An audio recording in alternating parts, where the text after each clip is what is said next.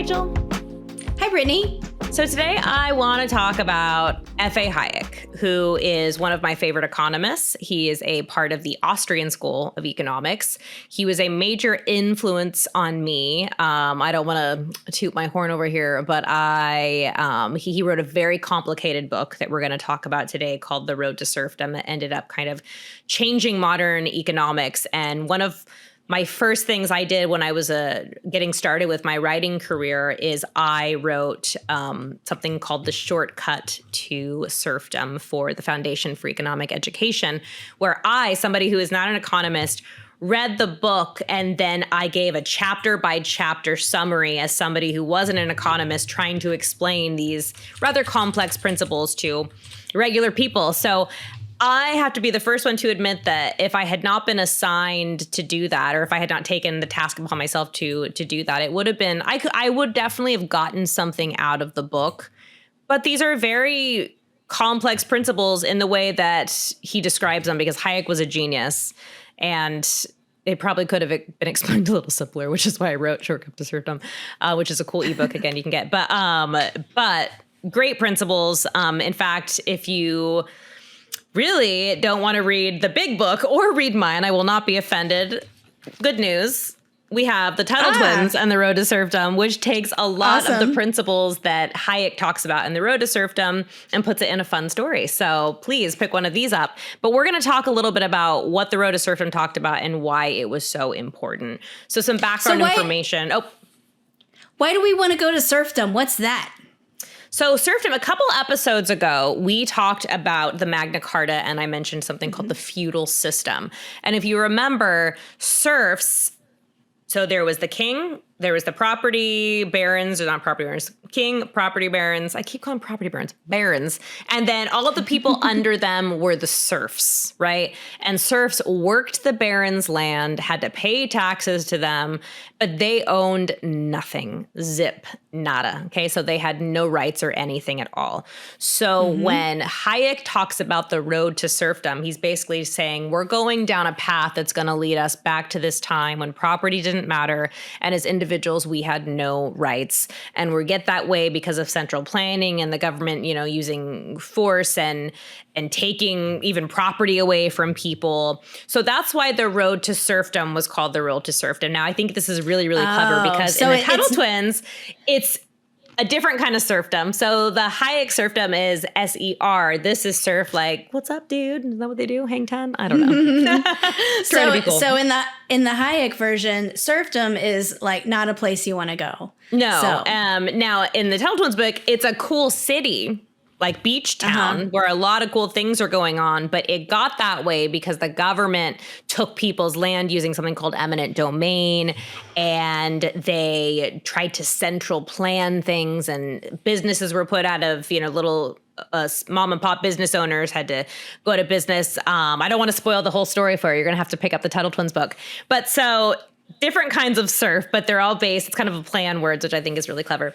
So for Hayek brought up a lot of things. It's kind of like a manual for property rights and for some of the pillars of Austrian economics, which is a free market brand school of thought for economics. But so Hayek was Austrian born. And when The Road to Serfdom was written, it's very, very interesting because that gives you a lot of context for the book itself. So World War I and World War II, if you study history, a lot of times they just call it the Great Wars because now we know that it's kind of the same war. I had one professor who was adamant that we shouldn't even separate them. I don't know that I believe that, but because you have World War I happens, the fallout from World War I was a direct relation to World War II because you had Germany being forced to take all the blame for World War I. They go into a, economic disaster.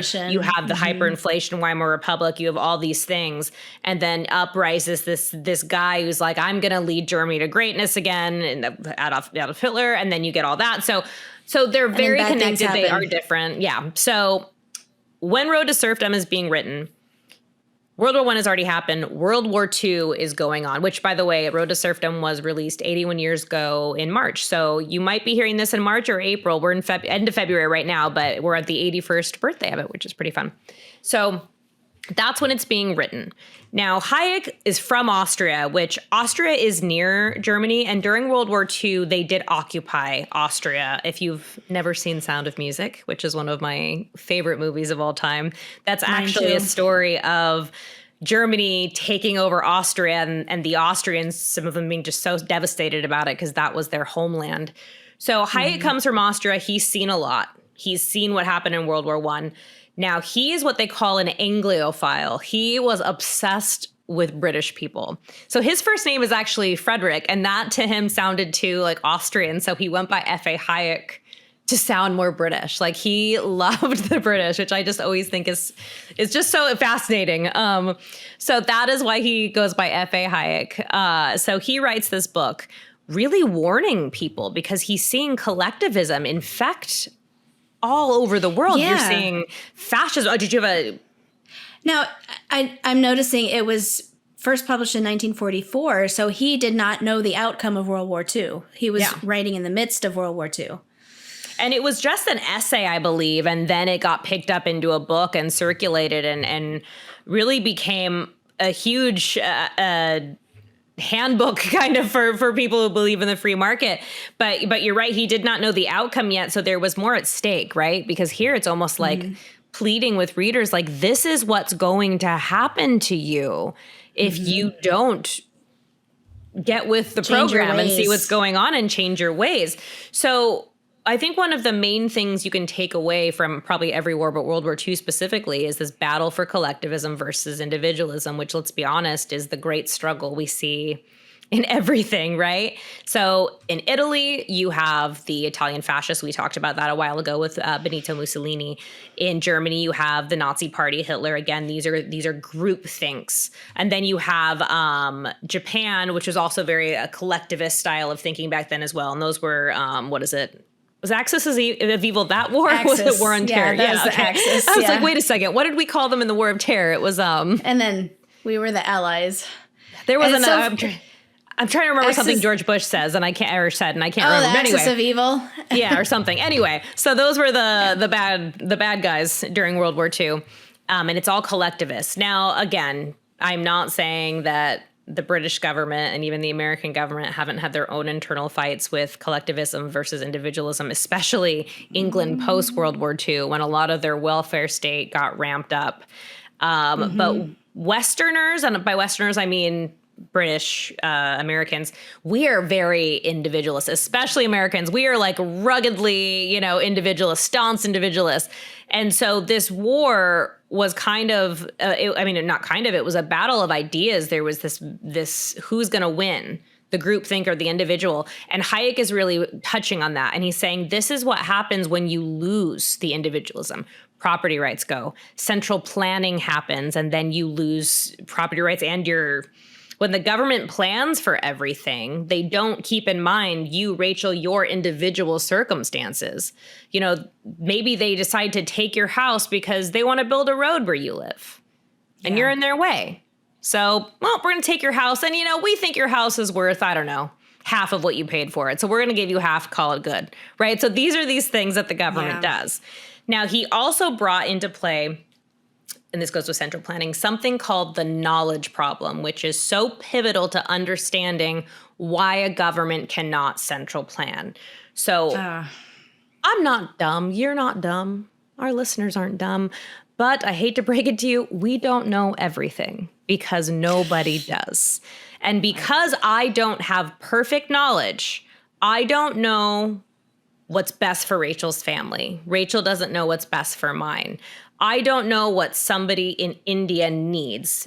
I don't know these things. We can't know these things. And because we don't have that perfect knowledge, how on earth can I plan something centrally when I don't know what people need? For everybody. Yeah. It's kind of a crazy idea if you think about it. Like, we can't mind read. So Hayek brings that to the forefront of why central planning is so silly, because you can't do it.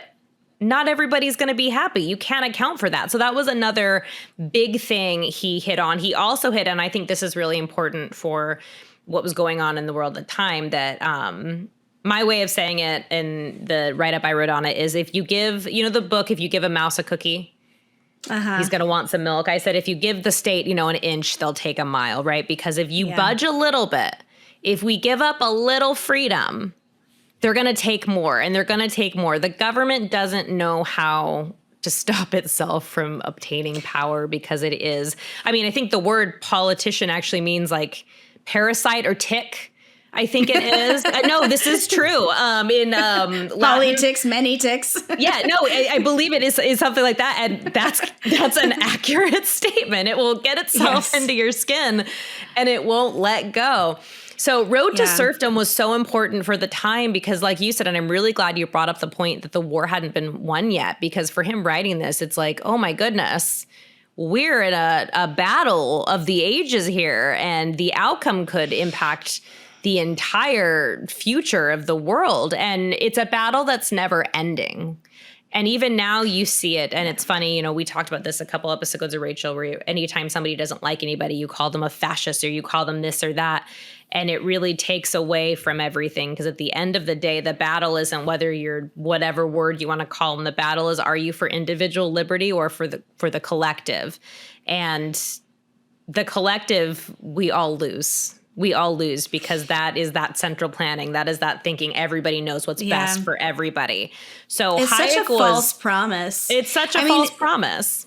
The thinking, the promise is, and it turns out to be a lie, from each according to his ability and to each according to their need, which means you're going to be given what you need, and in exchange, you're going to do what you can for the collective. What you need.